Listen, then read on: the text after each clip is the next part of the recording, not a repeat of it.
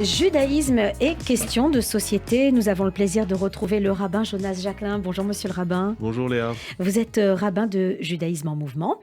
Aujourd'hui nous sommes le vendredi 11 novembre et nous allons tous commémorer cette date, la date de l'armistice de la Première Guerre mondiale. Alors peut-être une question un peu simple pour commencer, mais pourquoi? Pourquoi commémore-t-on une date comme celle-là?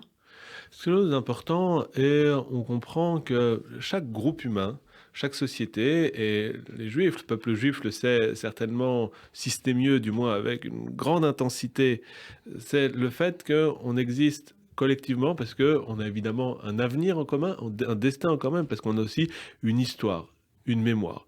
Et une mémoire qui est faite d'événements heureux, mais d'événements aussi qui sont pénibles, sont compliqués, qui peuvent être tragiques, et être capable de s'en souvenir, c'est déjà en tant qu'humain se dire notre dignité vient du fait qu'on est capable de rendre hommage à nos ancêtres, rendre hommage au passé, et on est prêt à le commémorer, à le ritualiser pour le faire vivre toujours en nous. Et quand on parle d'un événement comme la Première Guerre mondiale, on parle de ce que certains historiens ont pu appeler une guerre civile européenne, avec l'idée que lorsque des peuples aussi proches les uns des autres se battent, et de manière aussi sanguinaire, aussi forte, on est nécessairement dans une guerre civile. Et c'est vrai que il y a une forme de folie humaine qui s'est exercée, qui s'est déployée à ce moment-là, qui a duré pendant des années, qui a connu un nombre incalculable de morts. Et se souvenir de cela, c'est à la fois porter en soi la mémoire de ceux qui se sont battus et qui sont tombés au champ d'honneur, mais aussi être dans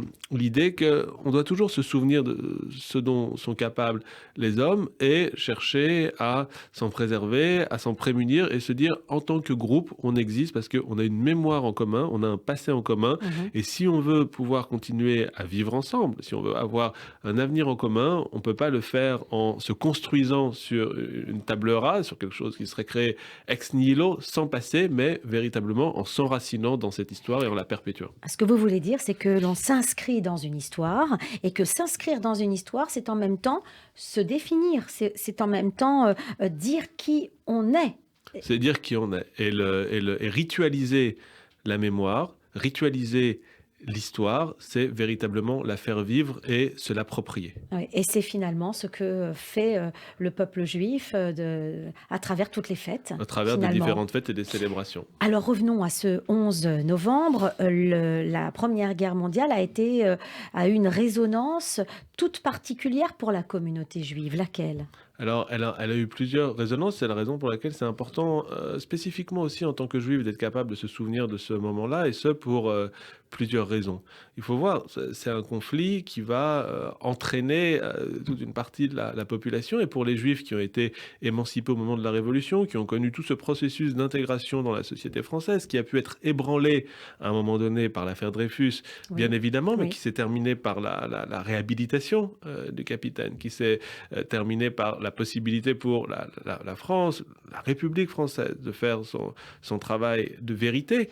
Il y a eu vraiment pour beaucoup de juifs l'idée qu'il s'agissait d'être capable de défendre cette patrie qui nous avait intégrés, et un grand nombre de juifs se sont montrés extraordinairement courageux et sont tombés sur le front parmi les premiers en cherchant à défendre la France et en rendant à la France ce dont ils avaient le sentiment qu'elle leur avait donné en les émancipant, en les intégrant. Il y a beaucoup de juifs qui étaient arrivés en France avant la Première Guerre mondiale, tout au long du 19e siècle, au début du 20e siècle, et pour qui se battre à ce moment-là, c'était vraiment, d'une certaine manière, payer son ticket d'entrée dans la société. C'était véritablement montrer que la France, la République, avait eu raison de tendre la main et d'intégrer pour en faire des juifs des citoyens à part entière. Donc il y a ce côté-là, cette volonté d'intégration qu'il s'agit de marquer, mais il y a aussi quelque chose, quand on regarde la chose d'un point de vue peut-être plus juif, mais au sens juif universel, qui dépasse les frontières des pays dans lesquels vit la communauté juive, et qui est quelque chose d'absolument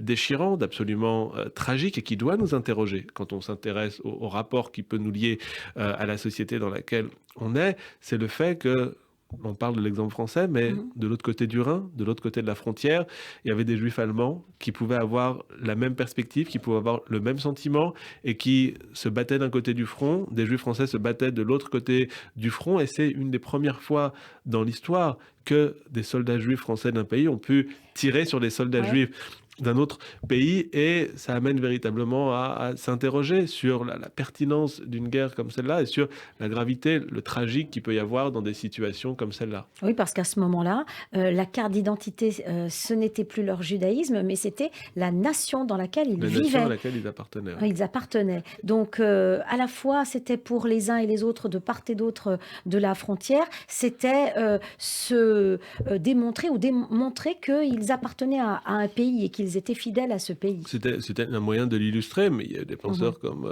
Martin Buber qui a vu les débuts de la guerre côté allemand avec, non pas enthousiasme, mais qui comprenait les raisons, et qui très rapidement s'est demandé comment est-ce qu'on peut arriver, comment est-ce qu'on peut être dans un monde dans lequel on est dans Mhm. une situation comme Oui, celle-là. bien sûr.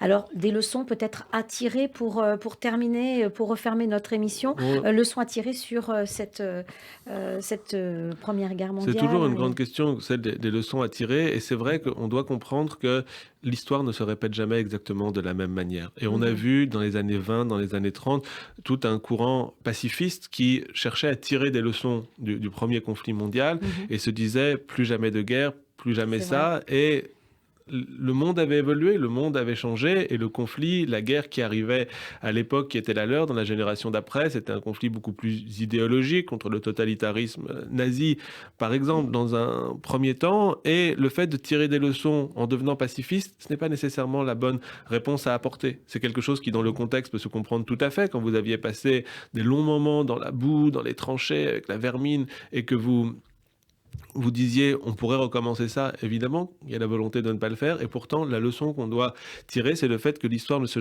répète jamais exactement de la même manière, et que tirer des leçons d'un conflit, tirer des leçons d'un épisode historique, ça ne veut pas dire que l'histoire se répète, ça veut dire qu'on est capable aussi d'intégrer cela, mais de comprendre les différences, les variantes, les nuances qui existent, et on doit tirer des leçons de l'histoire, mais comprendre que l'histoire ne se répète jamais de la même façon, et qu'on ne peut pas tirer une leçon sans l'interpréter et sans la mettre en perspective.